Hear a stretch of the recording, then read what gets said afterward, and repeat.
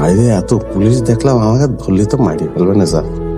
Sir যেরকম করে পারেন আমাদের একটু বাইরে করে দেন না।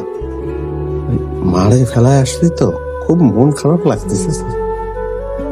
মাকে ফেলে এসছো? কোথায়? হাসপাতালে ফেলায় আইছি স্যার।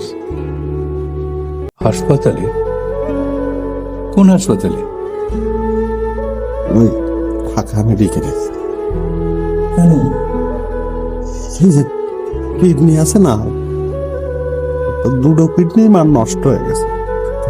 ডাক্তার বলেছে যে আমাদের কিডনি কোনো কাজে লাগবে না, 5 লাখ টাকা লাগবে। সেই জন্যই তো স্যার আপনার বাসায় ঢুকি। এই কথা তুমি আমাকে আগে বলনি কেন? কোন ওয়ার্ডে?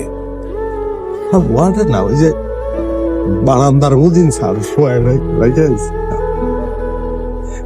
বলো কি? আমাদের তো কোনো টাকা পয়সা নেই, সামান্য জমি জমা ছিল স্যার। তা ওই আমি বিদেশ যাবো সেই জন্যই স্যার ওই জমি বেচে দিছি। তো ওরা কিরম করে লেগে নিছে আমরা তো বুঝিনি। বাবার কবর ওই জমির মধ্যে চলে গেছে। মা বলেছিল যে